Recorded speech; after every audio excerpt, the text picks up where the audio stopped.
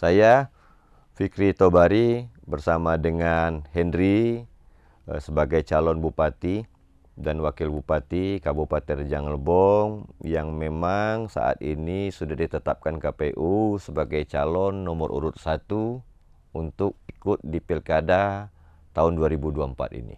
Saat ini kami duduk di bangku bicara tribunbengkulu.com.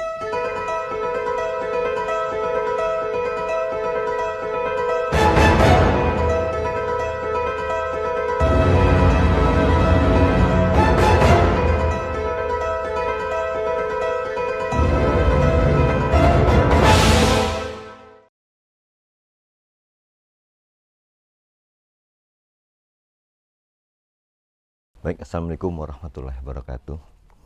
Pertama sekali saya diberi kesempatan ini untuk menyampaikan profil saya pribadi, sehingga saya ucapkan terima kasih. Saya ini memang awalnya ini sekolah di Rejang Lebong. Dan juga Rejang Lebong ini tempat kelahiran ibu kandung saya, sehingga melekat di diri saya ini dari ibu saya ini bisa dibilangi ini putra Rejang. Tapi kalau dari bapak saya ya memang dari Sumatera Selatan. Bapak saya ini dari Batu Raja. Nah, kemudian saya ke sehari-harian saya ini memang di awal saya ini bergerak ini di swasta murni, ini sebagai pengembang perumahan properti. Ini dimulai di tahun 2009-2010, sehingga saya memang di Rejang Lebong ini beberapa tempat saya selama ini untuk membangun perumahan. Di 2014 merambah ke Kota Bengkulu. Juga ada beberapa lokasi di Kota Bengkulu. Kemudian juga di 2016 saya mulai masuk ke Sumsel. Ke Sumsel itu saya mulai dari Batu Raja, kemudian juga Prabu Muli, kemudian Kota Palembang, termasuk juga ke Lubuk Linggau. Kemudian saya di 2019 ini masih bergerak sebagai pengembang perumahan. Saya dipercayai untuk menjadi ketua partai PAN di Rejang Lebong. Jadi saya diamanahkan ini untuk menjadi ketua DPD PAN Kabupaten Rejang Lebong. Di situ saya di 2019 itu, kemudian di 2020 pun juga saya dipercayakan oleh partai untuk mencalonkan diri sebagai calon bupati di Kabupaten Rejang Lebong. Tapi di Kabupaten Rejang Lebong saat itu ya ada 4 pasang calon, yang memang calon-calon tersebut ini putra-putri terbaik di Kabupaten Rejang Lebong. Kita sudah berupaya maksimal, kita juga sudah ikhtiar, tapi nasib belum bersama kita. Selepas saya calon bupati, saya juga rutinitas tetap juga sebagai pengembang perumahan sampai dengan hari ini. Ini ya profil singkat dari saya. Intinya saya sebagai pengembang perumahan dan juga sampai dengan hari ini juga masih dipercayakan sebagai ketua partai PAN di Kabupaten Rejang Lebong.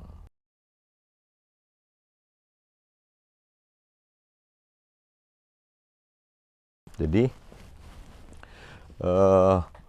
masa kecilnya saya sama aja dengan anak-anak yang biasa, main seperti itu kan. Tetapi memang saya itu dimulai SMA waktu itu kebetulan almarhum ayah saya ini punya kolam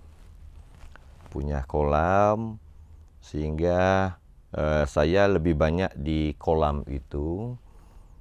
Sehingga juga saya waktu itu masih sekolah, ini jarak dari kolam itu ke rumah itu kurang lebih sekitar 5 kilo. Jadi setiap malam itu saya nginapnya di kolam. Sehingga saya terbenak sebelum saya sekolah, sembari saya sudah sholat subuh, itu pulang ke rumah, itu saya bawa ikan-ikan. Sehingga saya bisa jual ke warung-warung waktu itu, sembari sambil pulang ke rumah, malamnya nginap di kolam, paginya itu ngambil ikan, kemudian saya singgahi ke warung-warung. Nah, anggapan saya di situ saya waktu itu saya dipesankan dengan almarhum saya itu, kalau mau mendapatkan penghasilan silakan bekerja walaupun masih sekolah. Jadi sembari sekolah saya sembari jualan ikan, dan kemudian juga saya kalau hari libur, hari Minggu itu waktu itu saya ikut paman saya ini jualan ikan ini di pasar-pasar Kalangan. Nah, di situ mulai terpikir nih bagaimana kalau kita menjadi pengusaha. Nah, seperti itu awal-awalnya seperti itu. Sehingga memang didikan di awal itu memang lebih banyak diminta ini untuk bekerja di awal itu. Sehingga waktu itu saya itu ayah saya ini, almarhum ayah saya ini di Rejang Lebong, waktu itu dipercayakan ini awalnya kami kembali ke Rejang Lebong ini sebagai kepala Departemen Agama. Kemudian terakhir ayah saya itu karirnya ke politik, ini menjadi wakil ketua 2 DPRD Kabupaten Rejang Lebong. Dan waktu itu banyak teman-teman bilang, apakah kamu tidak malu anak wakil ketua DPRD tapi jualan ikan? Nah, kemudian saya sampaikan dengan ayah saya bilang kepada saya, kenapa harus malu, nak? Yang malu itu kalau kita maling. Nah, kalau kita yang namanya kita ikhtiar, belajar berusaha, ini yang memang harus kita lakukan, seperti itu.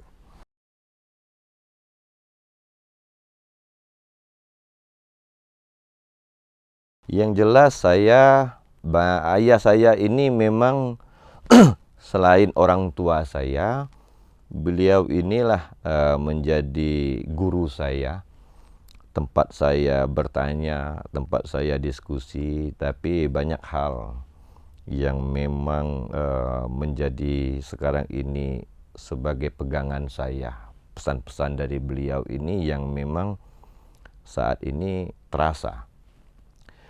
Waktu itu pernah ayah saya sampaikan kepada saya itu, menyampaikan dengan saya itu, nak, orang sukses itu bukan dilihat dari berapa banyak pundi-pundi harta yang dia kumpulkan. Suksesnya seseorang itu dilihat dari berapa banyak masalah yang sudah dia pecahkan, dia selesaikan. Kalau mau jadi orang sukses, kan, banyak-banyaklah belajar untuk memecahkan masalah. Itu satu. Kemudian juga ada pesan lagi dari ayah saya itu. Nah, kalau kita berteman itu, kalaupun teman kita itu ada masalah ataupun ada kendala, kita selaku teman itu wajib kita untuk melakukan pembelaan. Walaupun teman kita tadi itu memang bersalah. Nah, seperti itu. Sehingga di sini kalau kita pegang-pegang itu, ya inilah yang menjadi moto hidup kita yang sampai ini yang memang saya lakukan. Kemudian ada pesan lagi dengan ayah saya itu, kalau kita menjadi pengusaha itu ataupun kita menjadi swasta itu, yang terberat itu bukan membuat seseorang percaya dengan kita. Yang terberat itu bagaimana kita bisa menjaga kepercayaan yang orang berikan kepada kita. Nah, ini. Jadi inilah menjadi, oh iya, seperti itu. Termasuk kita punya relasi di perbankan dan yang lain. Yang jelas kita pas begitu kita mengajukan proposal terkait dengan kegiatan kita, mereka percaya. Tapi kan yang terberat itu di dalam melakukan usaha ini bagaimana kita menjaga sehingga nama baik kita tetap, kemudian kepercayaan mereka juga tetap bisa mempercayai kita untuk selamanya itu.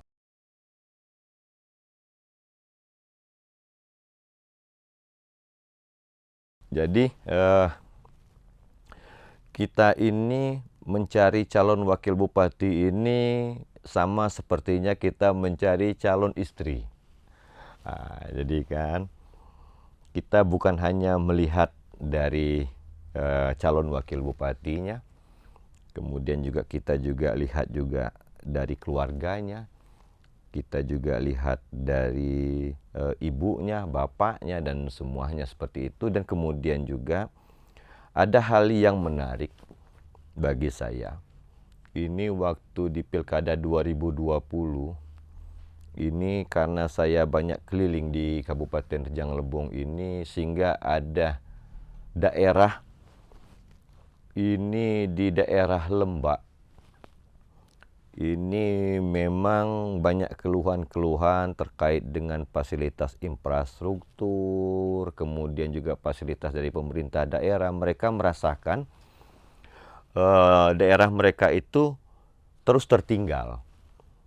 Sehingga saya coba mencari siapa sih sosok putra Lembak yang memang menjadi target saya dari awal ini untuk dijadikan calon pasangan saya, untuk mendampingi saya calon lagi sebagai calon bupati di 2024. Waktu satu ketika saya masuk ini ke daerah Apur.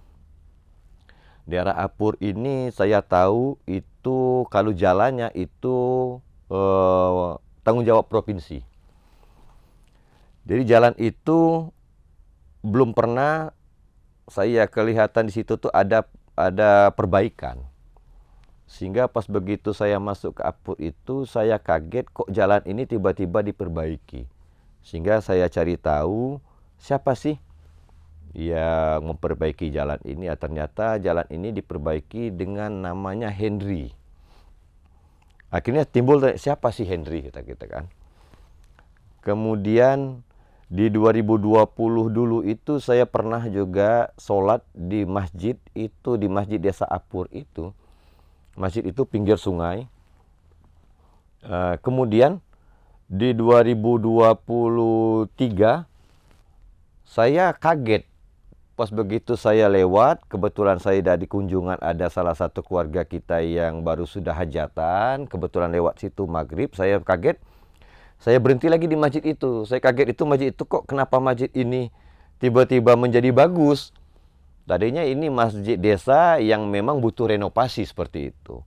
Alhasil saya tanyakan dengan warga di situ setelah selesai sholat maghrib. Ternyata keluar lagi namanya sosok Henry tadi ini. Ternyata masjid ini murni dirobohkan dan dibangun kembali oleh seorang Henry ini tanpa yang namanya minta bantuan dari pihak-pihak lain. Sehingga saya melihat ini ada sosok yang luar biasa. Dari si Henry ini kayaknya connect dengan kita, karena kita ini pengen calon bupati, sehingga bagaimana kita nanti kalau diberikan amanah ini bisa memperluas untuk bisa bantu rakyat. Sehingga dari awal jauh dia sebelum mau calon bupati, kegiatan-kegiatan sosial dia ini sudah kelihatan dan juga sudah ada bukti-buktinya. Akhirnya saya coba ketemu, ternyata pas begitu ketemu si Henry ini, calon wakil bupati ini, memang dia ini kalau kita bilang ini semacam mutiara terpendam lah untuk Lembak. Yang selama ini Lembak itu kesannya seperti ini, seperti ini, seperti ini. Nah, tapi pas begitu kita lihat ternyata ada sih putra Lembak yang memang tidak seperti itu. Anaknya masih muda dan malahan dia ini kalau tingkat pendidikan dia ini sudah S3. Seorang doktor. Kemudian ya saya ketemu, akhirnya ya saya ajak berbicara hati ke hati terkait dengan bagaimana Rejang Lebong ini untuk 5 tahun ke depan. Nah, di situ saya lihat dan juga saya coba tracking istrinya siapa. Ternyata juga istrinya juga seorang dokter spesialis saraf di Musirawas. Kemudian juga istrinya juga ternyata juga dari Lembak. Jadi Henry ini suami istri. Kalau Henrynya ini dari desa Apur, kecamatan SBU, tapi kalau istrinya ini dari desa Blitar Muka, kecamatan Sindang Klingi. Jadi ya memang kedua-duanya dari Lembak gitu.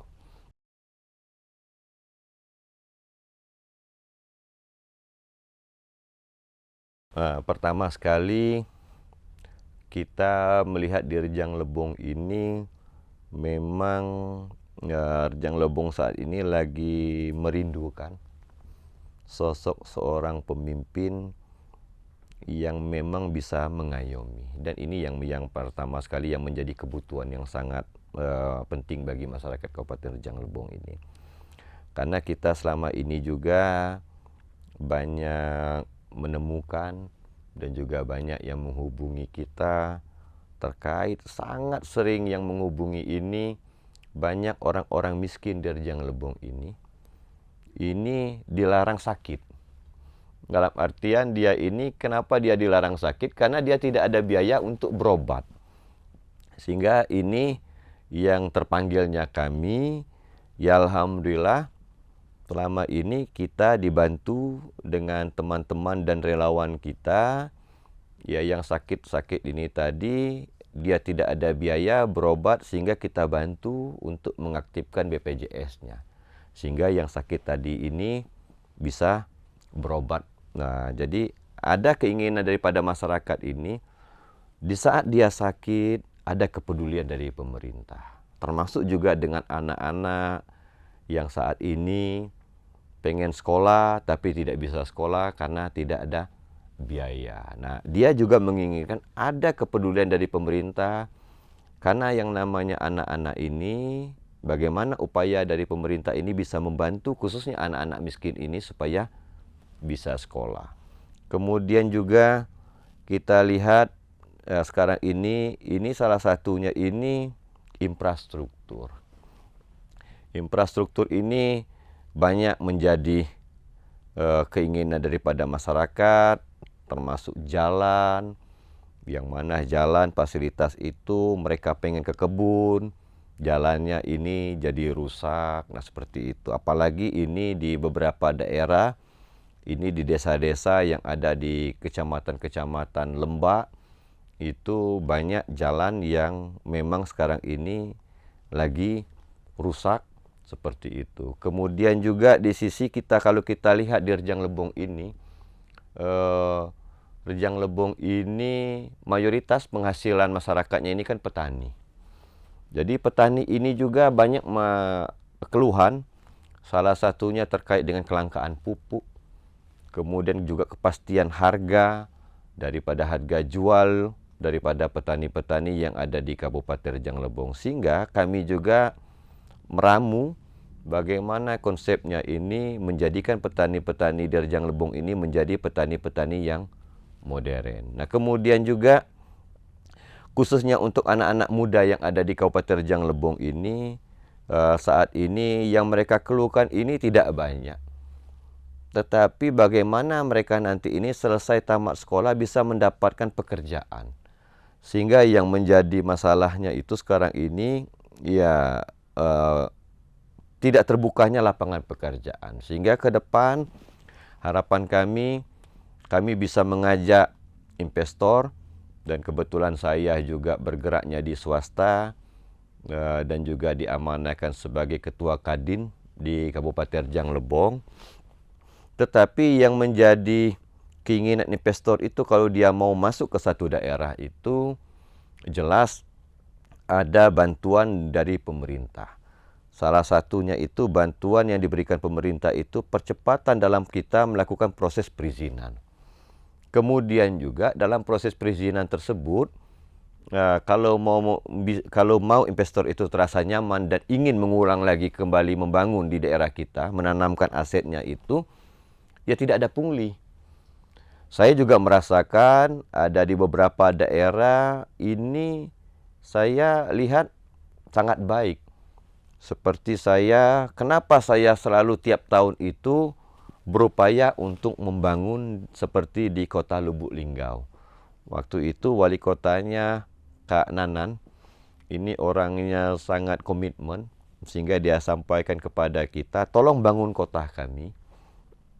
Dengan Bapak bangun kota kami, berarti kota kami maju. Kemudian juga multiplier efek dari adanya investor yang masuk, ini ekonomi akan bangkit. Kemudian bagi kami, pemerintah Kota Lubuk Linggau ini merasa senang. Karena kenapa? Lapangan pekerjaan untuk masyarakat kami menjadi terbuka. Dengan Bapak membantu kami, kami juga akan membantu yang namanya investor. Sehingga dia berkomitmen waktu itu, kalau di Kota Lubuk Linggau ini mengajukan perizinan, itu tidak lama. Dia itu hanya memberi waktu itu 4 hari. Kalau 4 hari izin yang diajukan tidak selesai, laporkan kepada saya selaku wali kota. Berarti teman-teman yang membantu saya, dia tidak ada sesuai dengan komitmen saya. Nah, seperti itu.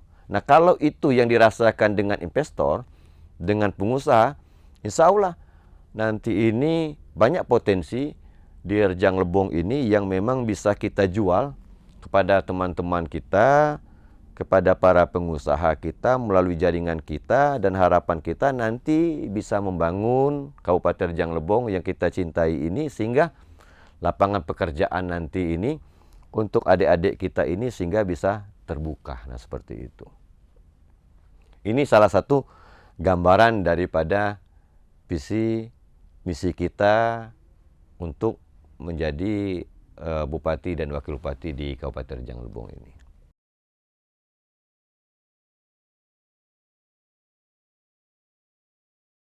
Pertama sekali kalau dari secara pasangan, ya untuk pasangan muda itu adanya di Fikri Henry. Dan memang Fikri Henry-nya masih masuk kategori yang mudah untuk sebagai calon bupati dan wakil bupati. Dan insya Allah selera anak muda itu adanya di Fikri Henry. Ya, kita tahu sekarang ini banyak adik-adik muda kita menaruh harapan. Salah satunya itu mereka menginginkan ada tempat semacam taman kota di Rejang Lebong itu, sehingga ini menjadi tempat mereka melakukan edukasi, tempat mereka nongkrong yang memang fasilitas keamanannya, kemudian juga ketertibannya juga terjaga. Kemudian juga di Rejang Lebong itu juga saat ini juga yang dirindukan oleh anak-anak muda ini termasuk sarana prasarana olahraga. Kita di Rejang Lebong itu memang sudah ada sarana prasarana olahraga seperti stadion, seperti gor. Tetapi keinginan anak-anak muda ini, mereka membandingkan dengan daerah-daerah yang memang mereka sekarang ini bisa melihatnya ini tidak perlu datang.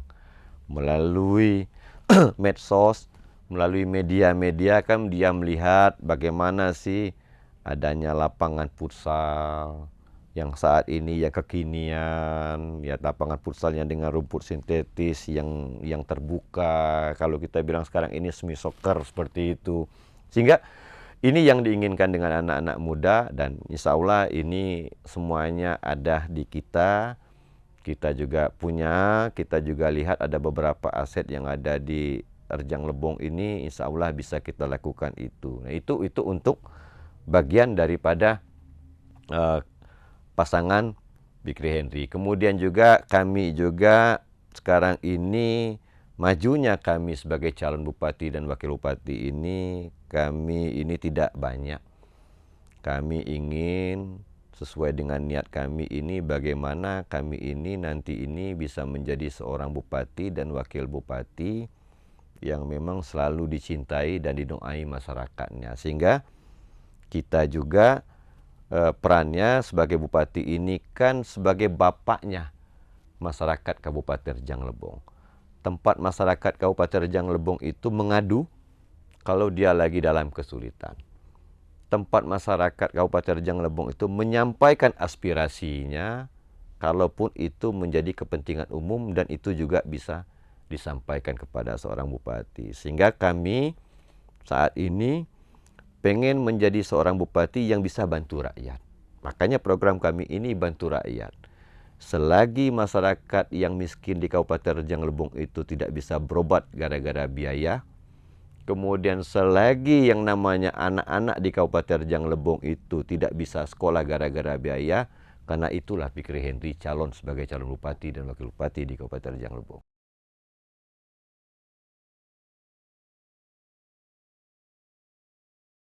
Baik, kepada keluarga besar semuanya, masyarakat Kabupaten Rejang Lebong yang kami cintai, mari kita sambut Pilkada 2024 ini dengan sukaria.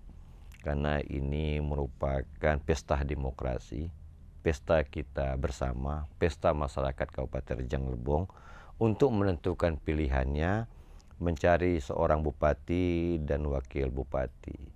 Sehingga dalam pilkada ini kami mengajak masyarakat Kabupaten Rejang Lebong ini, pilihlah bupati dan wakil bupati yang memang menjadi harapan daripada masyarakat. Semuanya ini putra-putra terbaik Kabupaten Rejang Lebong, dan niatnya juga semuanya bagus, niatnya baik untuk Rejang Lebong ini ke depan 5 tahun ini untuk lebih baik. Tetapi kami meminta kepada seluruh masyarakat Kabupaten Rejang Lebong, tentukanlah hak pilihnya kepada bupati yang memang saat ini menurut masyarakat, sebenarnya masyarakat sudah tahu mana yang baik dari yang semana ini yang memang sudah baik. Sehingga kami mengajak jangan lupa nanti di tanggal 27 November 2024 ini, mari bersama-sama kita ke TPS untuk mengajak sanak keluarga kita jangan sampai golput, tapi kita punya hak di situ untuk memilih dan menentukan calon bupati dan wakil bupati yang memang menjadi harapan kita ke depan. Rejang Lebong ini insya Allah akan lebih baik bersama-sama dengan Fikri Henry. Pada masyarakat Kabupaten Rejang Lebong yang kami cintai, jangan lupa tanggal 27 November nanti ini di Kabupaten Rejang Lebong ini akan ada pesta demokrasi untuk memilih bupati dan wakil bupati. Ada tiga calon, masing-masing sudah mendapatkan nomor urut 1, 2, dan 3. Pilihlah calon dengan nomor urut 1, Fikri Henry. Insya Allah berikanlah kepercayaan kepada kami.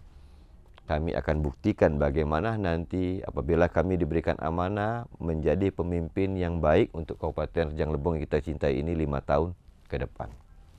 Assalamualaikum warahmatullahi wabarakatuh.